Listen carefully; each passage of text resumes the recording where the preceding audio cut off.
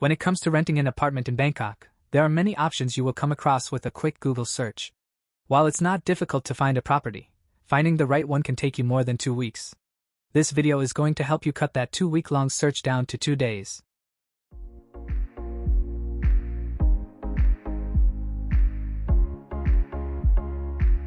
Things to keep in mind. Before you start looking for an apartment in Bangkok, you should know that apartment hunts don't work here like they do back home. Below are some of the most important things for you to consider. First, traffic and weather.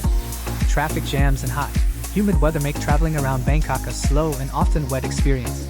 You probably want to avoid getting around by car, bus, or bicycle during the day. 2-hour commutes or reaching your destination drenched in sweat or rain, depending on the season, is never fun. Because of the traffic and weather, you should rent condos where you can easily walk to work in hot weather, or condos I can reach by the MRT or BTS without changing lines. Second, tourism and nightlife. Unless you have a daily need for nightlife, stay a street or two away from tourist epicenters like Central Surawang Road, Sealang Road, and the Nana BTS area between Sukhumvit Soi 3 and 11. Even if you're a night owl yourself, you want to avoid being right next door to bars. Otherwise, you may have noise problems 24 hours a day for the duration of your 12-month lease. If you're not sure about an area, you can always stay there for a weekend to see what it's like. Third, location. One of the most important things to consider when renting is location. Lower Sukhumvit from Asoka to Ekamai, Sathorn, and Sealam tend to pop up first when asking around for areas where expats like to live in Bangkok. These business districts are full of office buildings, making apartments and condos more expensive than other areas. Nowadays, you can get the best value for your money in other parts of the city like Annut, Phra and Ratchadaphisek. Fourth, easy commutes. The length of your daily commutes is something you want to keep in mind when renting a place in Bangkok. My advice would be to pick a place within walking distance from work, or near the MRT or BTS. Use Google Maps to check public transportation at the time you plan to arrive and leave work. It shows fairly accurate travel times for cars and the MRT and BTS. Note that Google cannot accurately calculate travel duration during traffic jams. Normally, it will be much slower. Fifth, language barriers. Many apartment ads in Thailand are in Thai, and many landlords can only speak Thai. This also means some places will only have Thai language leases or crude English versions produced with Google Translate. For this kind of property, there will be a language barrier. But with that, you tend to get a good deal. For ease of communication, you can use a real estate agent.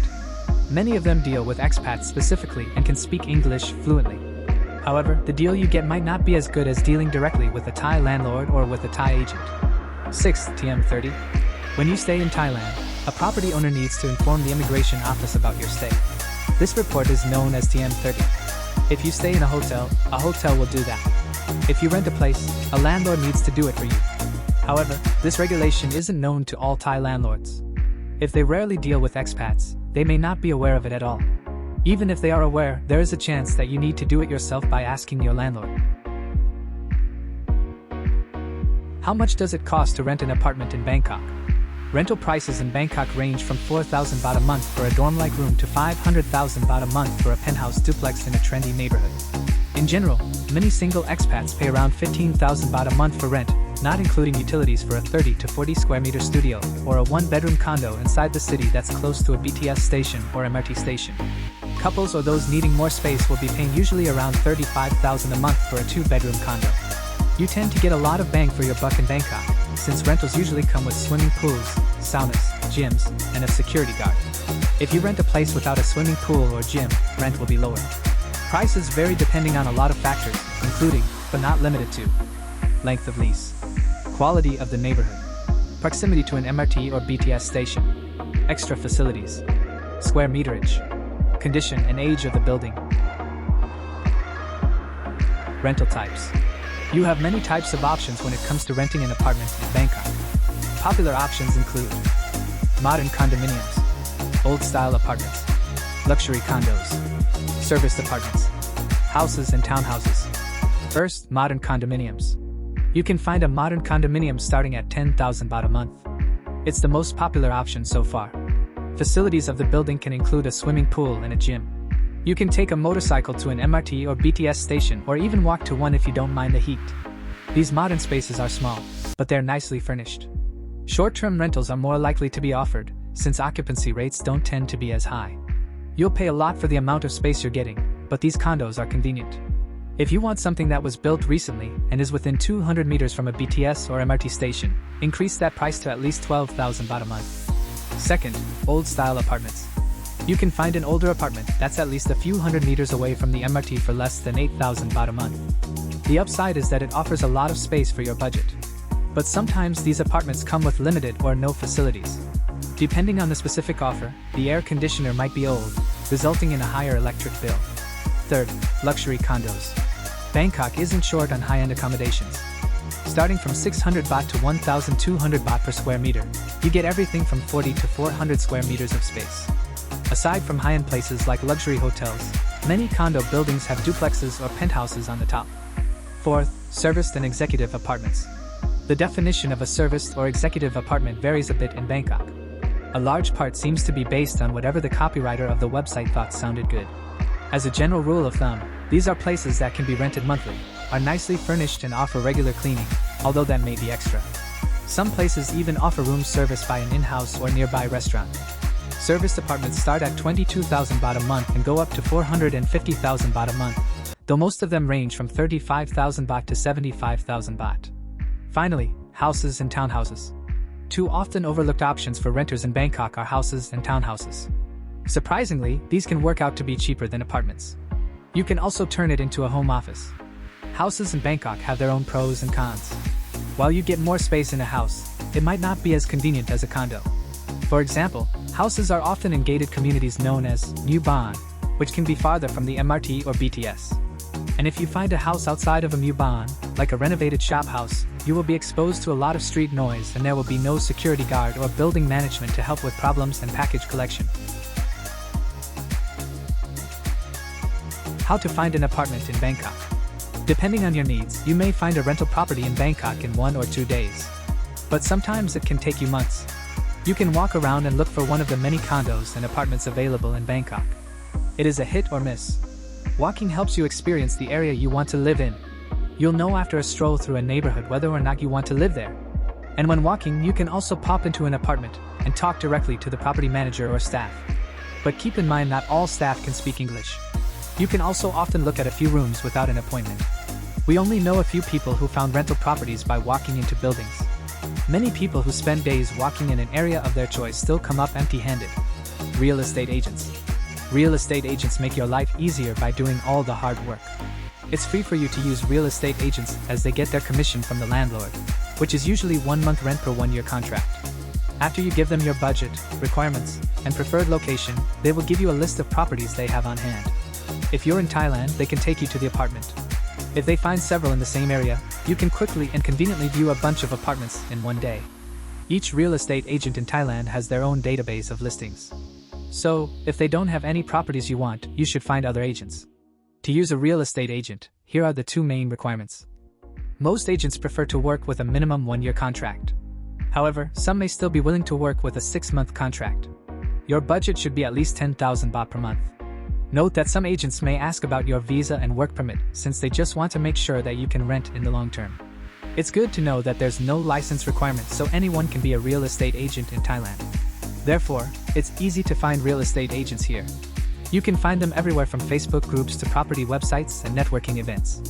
A main disadvantage of using a real estate agent is that you lose negotiating power. This means it's hard to get the best deal when using an agent. Looking online. You can use rental sites to get a rough idea on prices and options. There are many big property websites in Thailand, including DD Property and Hit Flat. They provide prices, pictures, contact details, and area information.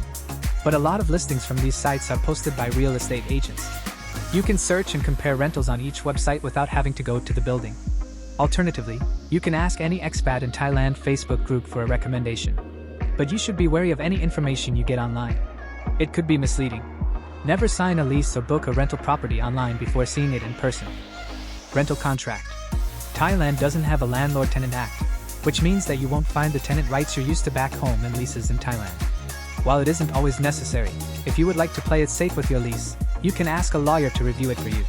Depending on the landlord, the contract might be only available in Thai. The standard rental length in Bangkok is 12 months. It's possible to negotiate for a shorter term if you get in touch with the owners directly. They might be willing to accept a 6-month lease. For leases less than 6 months, you usually have to find a condo where all units are held by a single company. Staff at these places might let you sign shorter leases. You will pay a premium, but this tends to be the only way to make it work. Alternatively, you can look at Airbnb. It's cheap, and you can find thousands of properties there. If you want to use Airbnb, make sure to stay there for over 30 days for legal reasons. Deposits. A standard deposit in Thailand is 2 months. In addition, you have to pay rent 1 month's rent in advance. So you must be prepared with at least 3 months worth of rent before you can move in. In most cases, the deposit can't be used to pay the last month's rent. But in other cases, property managers will let you pay the last month's rent with your deposit if they already inspected the rental for damage. Landlords must return your deposit if there's no damage, but they don't have to pay interest on it. It is possible to get 100% of your deposit back, despite the horror stories you will inevitably hear. It usually takes 2 weeks to get your deposit back. Furniture. Many condos in Bangkok are fully furnished with the basics such as table, sofa, closets, bed, and air conditioners. Some may also come with a refrigerator, microwave, and kitchenware. Maintenance and repairs. It's important to state in the lease who pays for minor repairs and maintenance, whether it's a broken air conditioner, problems with the stove, or termite damage. These costs can add up to 10% of your total rent, and you should have an understanding, ideally in the lease, of who pays for such repairs. Utilities. The highest costing utility is electricity. Some landlords pass on the official electricity bill from the METU, which is the ideal situation. The government electricity rate hovers between 4 and 5 baht per unit. Others charge you an inflated rate that you pay to them, which is not ideal. Some condo management have been reported to change up to 8 baht per unit. If you use the air conditioner, monthly bills tend to be around 2,200 baht or more per bedroom, depending on how efficient the air conditioner is. Without air conditioning, your bill could be less than 700 baht per month. Some people with older air conditioning units and bigger homes pay up to 10,000 baht per month. Costs for water are minuscule in Bangkok. Government water is 7 baht per unit in Bangkok, but less scrupulous landlords can inflate that as high as 25 baht per unit. Your water bills should not be more than a couple of 100 baht per month, and if you see them over 500, then something is wrong. Phone and internet. When you rent a condo in Bangkok, it is most likely that you need to install an internet connection yourself. It's easy to do. You just need to show a rental contract to an internet provider. However, you should check with the landlord if this is possible and if it'll incur any additional costs before you sign the lease. Internet in Bangkok is very fast and affordable. You can get an internet speed of at least 500 megabits per second for a flat fee of 600 baht. Dealing with the landlord. Many landlords in Bangkok are familiar with renting a place to expats and are quite easy to deal with. However, like other countries, there are landlords that are challenging to deal with. A tip is to find owners and management that appear to be easy to work with. As long as they have the right attitude, minor misunderstandings caused by a language barrier shouldn't be much of an issue. Rental disputes. The single most common disputes tenants have with landlords are over deposits. While we never had any problems getting our deposit back, some friends had problems getting theirs back. One friend had a landlord who wanted to keep 10,000 baht out of his 20,000 baht deposit for supposed water damage in the kitchen. He argued that it was normal wear and tear. In the end, he involved a Thai friend to help negotiate that down to 5,000 baht, a lot cheaper than involving a lawyer. The best way to get your deposit back is to take pictures of furniture and spaces, keep good relationships with landlords, and treat the interior well. If you rent from a private owner, you have a better chance of getting your deposit back in full if you maintain the rental. If you rent from a property manager, it's rare that you're going to get your deposit back in full. They almost always take some of your deposit for curtain and rug cleaning, painting, and cleaning the room. The one thing you probably don't want to do is to publicly shame your landlord. Libel and slander are criminal and civil offenses in Thailand, and once you get sued, you might find it hard to leave the country. Landlords aren't allowed to take appliances and furniture as compensation for unpaid rent and damages. If the lease gets cancelled, the landlord can call the police to forcibly remove you if you refuse to leave after the lease is up. Moving out notice. The biggest point of contention we saw, aside from deposits, was the advance notice before moving out. The landlord normally expected a 30-day notice for a non-extension of lease, even though it wasn't specified in the rental lease. Our advice is to inform your landlord earlier rather than later to give them a chance to find a new tenant. Not having the place stand empty is also a good way to keep the landlord happy, and with a new deposit in their hands, they're less hesitant to return yours. This is everything you need to know about renting in Bangkok. If you want more in-depth information, check out our detailed article on renting in Bangkok, which you can find linked in the description below. As always, if you find this video useful, please like and subscribe.